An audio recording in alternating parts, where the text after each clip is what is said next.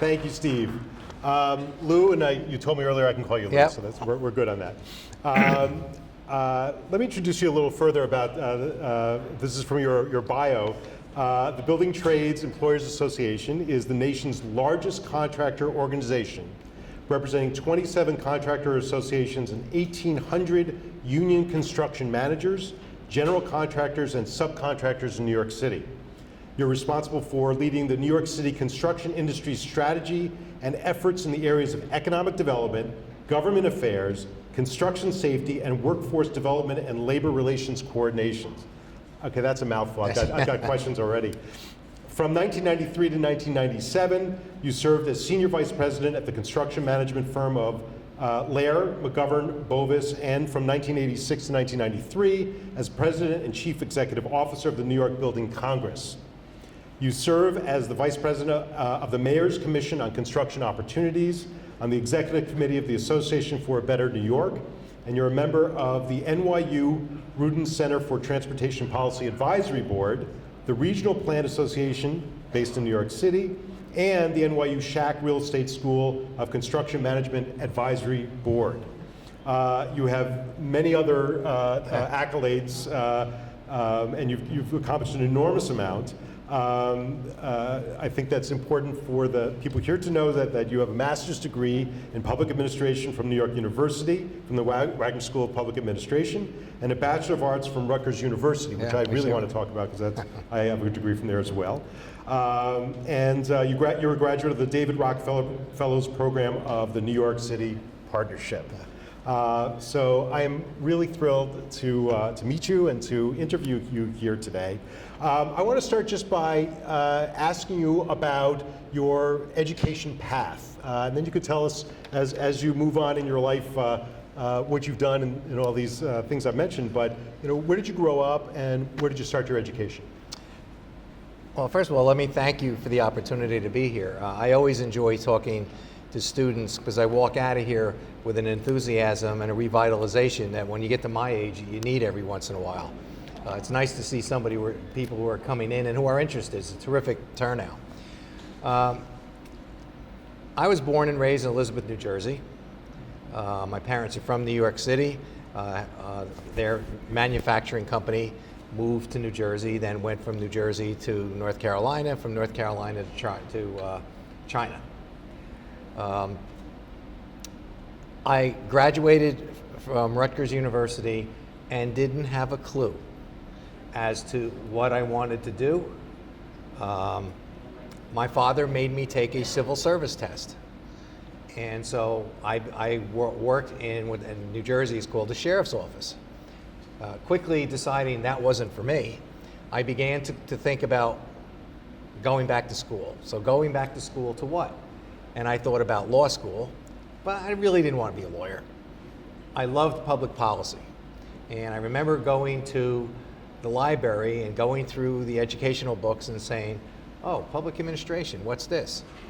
And ended up applying to NYU and loved every second of it. And then once I got my degree, I then moved into government in Union County, New Jersey, where I worked for 10 years. Went up the ladder to ultimately become what's called the county manager in New Jersey, which is an unelected county executive, being at the age of 31 or 32.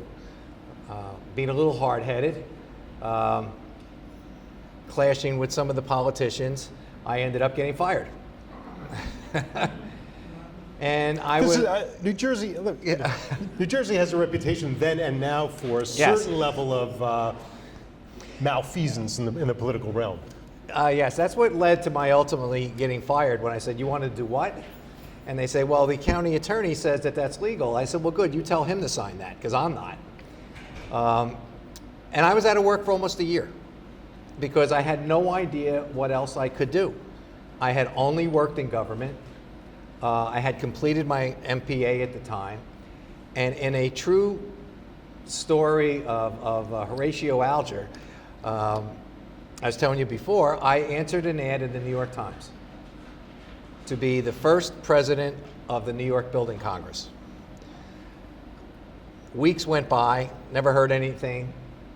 Went to visit my folks in Florida, and I get a call from my friend who says, look, you got this letter here to come back for an interview. Well, in those days, I had thrown everything away. So I had to go. I came into the city. I went into the office of the Building Congress pretending to be a student and asking for their annual report and what do you do? And of course, everybody looks at like, who are you? Why are you asking these questions? You have a piece of stationery. Who's on your board of directors? And I go to the first interview, and it is probably the creme de la creme of New York City. People like Jack Rudin, who was a major developer, people like Peter Brennan, who was the head of the building trades and former U.S. Secretary of Labor under President Nixon, Dara Scott, an architect who designed all of Donald Trump's work, and went through the interview and went well. Went home. My wife said to me, how'd it go? I said, this is a joke. I said, this is lined up for someone who's got all these New York City contacts. I don't have a clue or a chance. A couple weeks later, a letter came in. Can we see a sample of your writing ability? Sent it in. Next thing I know, it's a second interview and a third interview. The organization, by the way, had absolutely no money. It was a social club. They had a golf outing and a Christmas show. And they were looking to enhance their status in the New York City policy arena. That's what they were looking to do. Because they had begun to realize, this was back in the late 80s, economic development projects were not moving forward. There was a very strong environmental movement that was blocking every project, and they were trying to address this through a purely volunteer effort. I was also about to get a job in municipal finance with Donaldson, Lufkin, and Jen Red.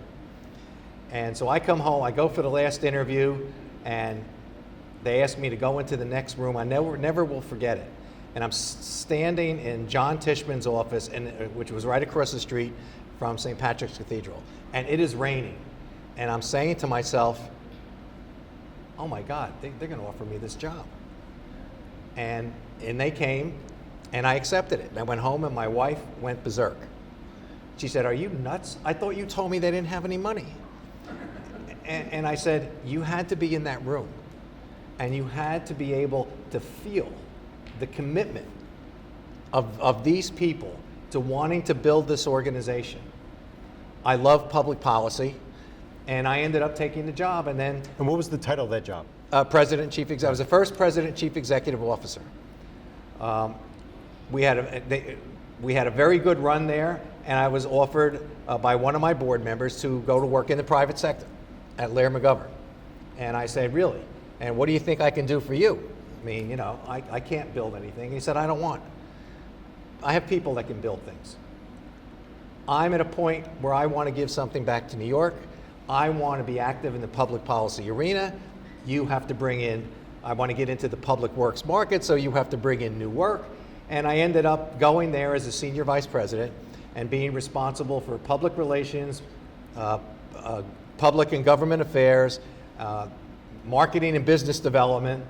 And then I was fortunate enough to come to the BTA, where some of the people I had met in my career, the BTA again was bankrupt, but it represents a very, very critical organization within the union construction industry. And certain people came to me and said,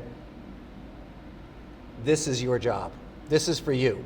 All built on relationships that you will build over the course of your life. To me, there's nothing more important than building a relationship. You can never tell where someone's going to end up when you get out into the job market. And if you're honest, if you don't overpromise, you'll be surprised they'll call you. They'll find you. And I decided to take the job, and I said, well, there's only one problem here. There's no money. And they said, listen, if you give us a commitment that you're coming, we'll put money up. And I said, okay, here's what I need to get this organization off the ground. I'll grow it, but you have to let me run this like it was my business. And they said, it's yours. Do it. And I have enjoyed tremendous success for the 18 years I've been here and the 30 years I've been in the business. But the one piece of advice that I could give you is you can never tell what road your career is going to go down. You may start in this path and you may meet someone, you may find something that sounds a little unique and challenging. I mean, I will tell you that the move from the Building Congress to Laird McGovern was one of the most difficult career decisions I ever made in my life, because I had only worked in government. I had never worked in a private sector. And I didn't really know what to do. I was torn because we had just built the Building Congress to a point where we were going to become a power. And not knowing was really scary. But then I decided, you know, I'm going to take the chance. And I had great experience there, and then this other opportunity came up. So you can never know. You're going to start down one road, and you may end up in a very different place. And the more places you end up with, the diversity of experience you will get, the stronger it makes your background. And education is a very critical part of it. Can you talk specifically about the Masters of Public Administration and how that influenced your work and prepared you? Well, I love public policy and politics. When I went to NYU, what I found, and I was doing it part-time. I was working during the day. I don't have to tell you how difficult that is. You work during the day and you have to go home and study, and it took me 3.5 or 4 years to get the MPA. But what I loved about it was the academic environment is so critical to providing the framework for how a job, whatever your career path is, gets done. Without that framework, you go in and it's very difficult to start to figure out what to do. But I have to tell you this story about the building con. When I got the job and I first went into the office, I remember sitting there and everybody left. It was 4:30 and 5 o'clock. And I would sit there and look at the wall and say to myself, so what the hell am I supposed to do? I had no idea. No idea. It was the academic framework that I got from a graduate degree that helped focus me to understand what it was I should be doing. And that was critical. And what I really enjoyed about the NYU program was it relied a lot on adjunct professors. So you studied and understood the theoretical framework of a particular public policy arena, and then you had adjunct professors come in and be able to tell you what they experienced that day and how it really worked in the real world. And I thought that was enormously helpful to me to have that balance.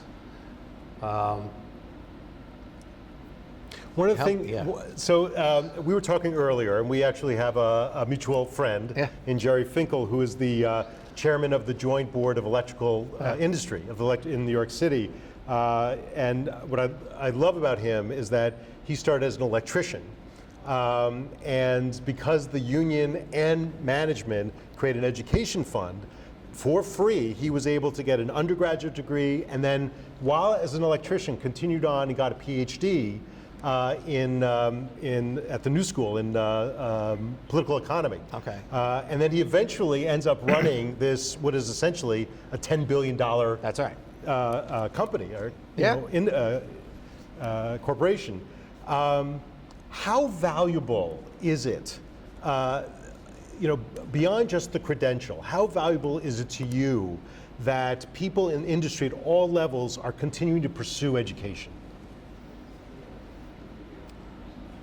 First of all, I think it sends a message that you still have a very keen interest in learning and expanding your knowledge base in a way that's going to help you with your current employer. That's why many organizations, as Jerry's, encourage and provide some level of financial assistance for those people who decide that they want to go on with their education. Again, I can't stress enough how important it is, no matter what degree you're pursuing, to get that framework. Because without the framework, the experience in and of itself you won't advance as quickly. And on the other end, the perfect balance to me is to do it part-time and to get experience, because when you go to sell yourself to the next employer, the fact that you could say, I have a graduate degree and I have 4 years experience, I think is a much better place for you to be in than to just come out and say, I graduated as an undergraduate 4 years ago and I have my master's and degree in whatever. In today's world, the combination of a graduate degree and experience in whatever field you choose will give you an enormous advantage. It's wonderful. Thank you very much. Is there, should we open up to questions? Is that? Does anybody have any questions that you'd like to ask Lou? Maybe. I was that exciting, huh? Tell us a little bit about the association, about the work of the association and what they do to affect public policy. Well, we were talking before, and I consider myself extremely lucky. I mean, I have had the opportunity to be involved and to be working with people that I would have never imagined in my life in some of the most important elements that this city has ever done. I've had an opportunity to sit down with a governor's staff and labor leaders and actually write the legislation that created the New York City School Construction Authority. Sit with a mayor's staff and write a reorganization of city government to consolidate all of the capital construction agencies. When 9/11 hit, no one knew what to do. I reached out to people I knew in the city, and obviously you couldn't get through. And so I got my public relations consultant and I said, put me on TV. And I went on TV and said, if anybody wants to help the city, just put my office number up.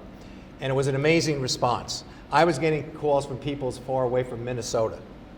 Where do I go? I'm getting in my truck now. All right, here, go here. This is the sign up. And then I got a call from the then commissioner from the Department of Design and Construction, saw the commercial, said, Lou, here's the number. Don't share it with anybody. This is what we need. We need equipment. We need masks. We need this. Deliver them here. So having been involved in that, even the same thing with the Sandy hurricane. I was stuck in New Jersey for a couple days, couldn't get in. And when I got in, all of a sudden, I get a call from Mayor Bloomberg. Has anybody reached out to you yet? No. I said, I understand they have it all under control. He goes, is that what they told you? I need you at 6 o'clock tonight in my office. And we went down there and then help get people back in their homes on a temporary basis. We're working with the city now in the Build It Back program to make sure that there's enough competition. So for me, personally, my enjoyment, and you will find your own passion. And if there's one piece of advice I'd give you, don't chase the money. Chase your passion. Because when you chase your passion, the money will come. And you don't want to be making a lot of money and get up in the morning and really hate the fact that you're going into whatever job you're at. The money will catch up. You have to love what you're doing. And I've been fortunate. I absolutely love public policy. I love what I'm doing. And the fact that we're in the middle, the association is in the middle of virtually any discussion that's going on in the city and state when it involves economic development or construction. Safety, bold law. You got very excited to learn that we have a master's in emergency and disaster management. Tell us why that. Why is that? Well, because the city's approach to emergency management, in my humble view, having been through 9/11 and the Sandy hurricane, God forbid we should have another tragedy like that, my contractors will not respond. We won't respond. The contractual terms are onerous. We never got paid. Promises were made that were never fulfilled. And there's no system. I was telling I forgot his name. Professor Geithan. Professor Geithan, that I'm standing down the Jersey Shore where I had a house that was destroyed, talking with the city officials, oh, this is a week after Sandy hit, about what should go in a request for proposal for construction services. And I go, are you freaking kidding me? You have to put out a proposal and then wait 2 to 3 days till people come back? Why isn't there an off-the-shelf contract? This is an emergency, okay? People are looking to get back in their homes. And I don't know, we haven't done anything about it yet. I just received a phone call from Deputy Mayor Tony Shores asking me to come to a meeting because we raised this to the new mayor and said, we're telling you, we're not coming, okay? We need to put a system together. We need to resolve these issues, or I don't know what this city's going to do. FEMA, you could take FEMA and throw them in the garbage as far as I'm concerned. I was fascinated. I had never heard of anybody having an emergency management curriculum, and I think it's a especially in today's world, it's a degree and an approach that again needs that framework of studying what happened with different tragedies, how people responded to them, and making sure there's a professional level staff to manage that process. I'd never heard of it. I give you a lot of credit. I hope we can do some work with you and to get the city involved. So you can see I'm pretty enthusiastic about what I do, and I hope that translates to you. You've got all sorts of questions coming up now. Yeah. Phil, could you a little louder? I'm a full-time faculty member in the School of Public Affairs. I'm also a Sandy victim. My primary residence was destroyed in Ocean County. 2.5 years later, I'm still waiting for money promised by the state. Today, they just lifted the house last week, and I'm doing it with my own finances. I had to take out and refi quickly. But from a public policy, and the students will learn this in my class because this is an example of how public policy has failed the citizens of Ocean County, including New York and New York Rising. So I can't even tell you how much research I've done on this. We just presented a national panel in Chicago, bringing together Katrina and Sandy stakeholders to look at lessons learned. Well, there are no lessons learned because That's everything they did in Katrina, they did the reverse in New York and New Jersey. So, when you talk about public policy, what we learn in the classroom often is not practiced in the real world. And as you were mentioning, when you do your thesis, particularly in the MBA program, you want to focus in on something that you have a passion for and that you can change. One of our submissions here is changing the world. So when you meet with me and the other faculty members, you'll learn a little bit about what we're trying to do. And it's interesting you mention that because I think you're exactly right. I think a lot of the policies and procedures that FEMA ended up putting in place after Katrina, because they were so heavily criticized, they went so far off the other end. Now they still weren't able to deliver, but for different reasons. And that's the challenge of public policy. And you have to fight for change because bureaucracies are entrenched. No one likes to change. And that's why, when I came out of college, I never heard of an association. Never heard of it. Now in New York City, there happens to be more of them than in other geographic regions. But they're great careers because it blends a requirement to have real business experience, because you're running a business. You can call it an association, you can call it a tax-exempt organization, but I can assure you that if I go to my board for 2 or 3 years in a row and say, oh, by the way, we lost money this year, I wouldn't have a job. So what I like about this element is I get to pursue my passion of public policy, yet I also get the experience of running a real business and an organization. And if you can do both of those things and get the experience there, everything you do in your career will build upon itself. But you need the framework, and that framework needs to be the graduate degree. I'm convinced that why was I selected over 3 or 4 other candidates at the Building Congress? I was the only one that had a master's in public administration. And I think that played a part because they were looking to play a larger role in the public policy debate in New York City. Yes, sir. Hi, Victor Rivera, MPA graduate, 2014, and President and CEO of the Bronx Parent Housing Network. Let me just make a quick comment and then a question. With 20 years of experience in the nonprofit world, I still could not get the recognition or the respect that I get now, because now, not only do I have the 20 years of work experience, but That's now I have That's an MPA. That's right. So I've become the powerhouse that I've always wanted to be. And even though people recognize me in government, but because I didn't have the credentials to simplify what I had in experience, I couldn't really get recognized and move my organization to the next level. But my question is, and the other thing is that even a nonprofit organization, it is a business. Yes, it is. Call it whatever you want. If you go to the government and you're getting grants and you're not producing, results, if you're not producing outcomes, measurable outcomes, you won't get refunded the next year. Trust me. But how do we get? My question is, how do we get public policy to really connect with the real world? Let me give you a good example in construction. I'm into development now. We're developing 73 brand new units of affordable supportive service housing in the Bronx. And when we talk about affordable housing, my question is, where does city government get the numbers of PMI?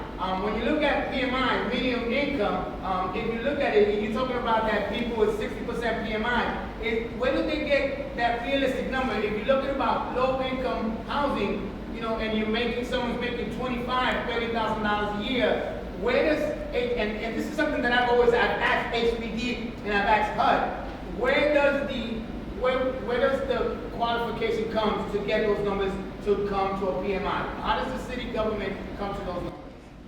Unfortunately, they rely upon federal data. And that reliance upon federal data, obviously we live in a higher cost area. But so it reflects a PMI. What is it, a PMI? Yeah. That might be perfectly appropriate for Nebraska or Kansas, but because there's no research that can say, okay, but you have to adjust that for New York, they're stuck with having to use that federal number. So that's where it comes from. There's no recognition of the individual cost issues relating to around an urban area in New York or California. It's one figure fits all. And not enough people have enough time to pursue, from a public policy standpoint, them to get to change that. But that's what happens. Other questions? Well, I want to thank you, Louis Coletti, for a wonderful talk today. Thank you for coming here, and thank the audience for participating. Thank you. It was a pleasure. That was great. Okay.